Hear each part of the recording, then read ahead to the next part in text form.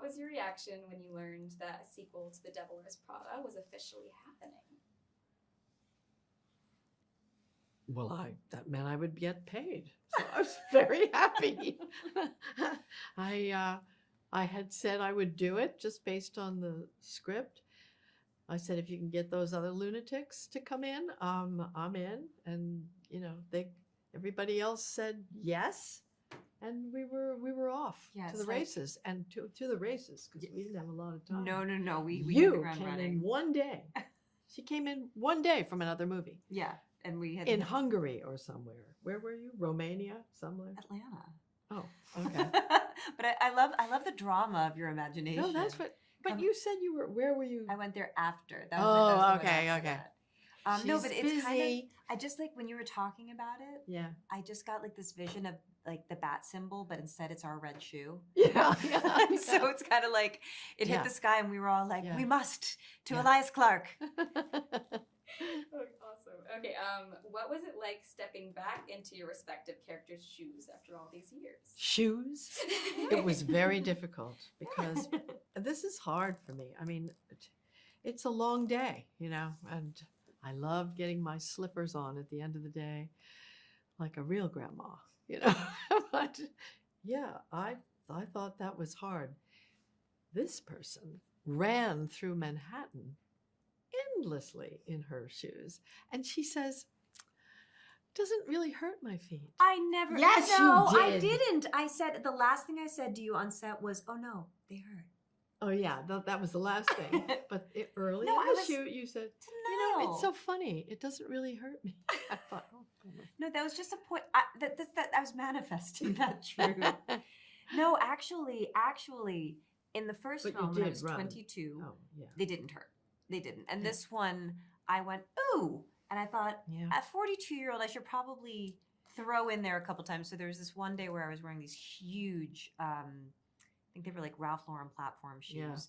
Yeah. And I realized that Andy would have taken the subway home in those shoes. And I said, David, I just have to be like doing a very Andy muttering about them, just be like, so stupid, so pretty, so stupid. And it just has to be some kind of commentary on it. Yeah. Something. Yeah. Okay. What was it like reuniting with your director, David Frankel? It was Heaven. wonderful. He's just, everybody knows that just the loveliest man. And we had a joint interview with him this morning, and he was talking about how he'd kept a diary, and on the fourth day, he wrote, "How could a day be any worse than this day?" He had no idea. We were ecstatically happy. He keeps it all to himself, and he's unfailingly kind and smart and focused. But as a leader on the set, he understands that not everybody wants to know that you're in dangerous waters. You're nearing the iceberg. Got to keep it to yourself. Absolutely. And he did. I hold David in a particular place of gratitude because, like most people, when I was 22, it was kind of a mess. And he just was so kind about the human being that I was and the developmental state that I was in. And he just protected me, and he looked out for me, and he was so good to me, and he graced me so much. And over the years, I've called him for advice. I've stayed in touch. And so it was such a joy to be reunited with him as an adult now who knows how to take care of herself and didn't have to lean on him so hard. And this time I just kind of like, you know what? I'd love to take care of you this time. My feet don't hurt. How many miles do you need me to run? Yeah. That's wonderful.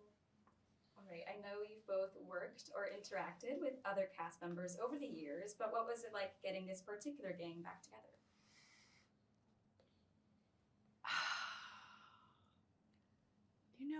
It's so funny because I feel like I've answered that question about 9 million times. How about you? It's true. It's true. But something did just pop into my head. What? Okay. Which was so I've had 20 years to like think about what my favorite cast experiences have been, and the first one has always been right at the top. And so if there was a group of people that I could choose to be reunited with, it is 100% this cast. And one of the first scenes where it was all four of us together, and the insults are just flying across the table and the lines are coming out, you know, so, I mean, it was like watching this brilliant tennis match. It was just happening.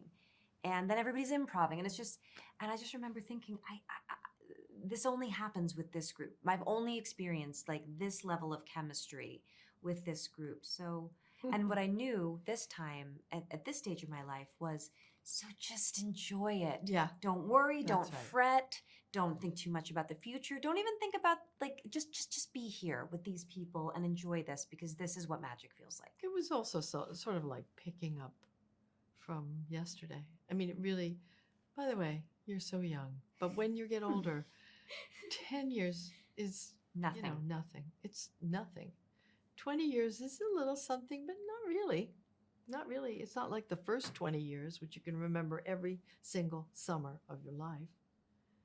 You know, from 20 to 40 gets a little more indistinct. From 40 to 60 gets a little more indistinct. From 60 to wherever I am, 75, it gets really far. Everything seems about 5 years ago to me. Thank you. All right. Let's see. This one is for Meryl.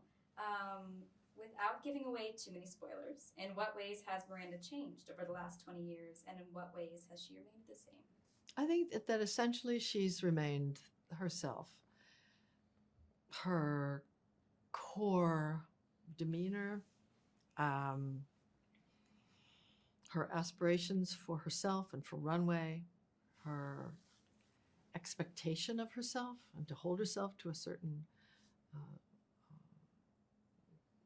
line of responsibility and a standard. She's that same person, but the edges have been rounded a little bit by time and by the uncertainties of the world in which journalism exists, the magazine business exists or doesn't, and just as we're all navigating the unknown of what the digital landscape holds for us. And this one's for Anne. Did you ever find yourself thinking about Andy over the course of the past 20 years and think about what she'd be up to? No, I haven't. I don't really have that relationship with my characters. You know, I don't. I'll watch the films that I've made maybe once. You know, just to kind of be respectful to the process and out of curiosity about what we made. But I don't really live in the past. You know. My relationship with my characters is through the making of them and through all the thought that goes into them and the muscle memory of playing them. But no, I don't have the sort of information that you would need to be able to say something like that. I'm not the writer. And so, because I couldn't just imagine Andy, I'd have to imagine her within the context and as she relates to all of these other storylines, because that's how she exists in the first one for me. Mm-hmm.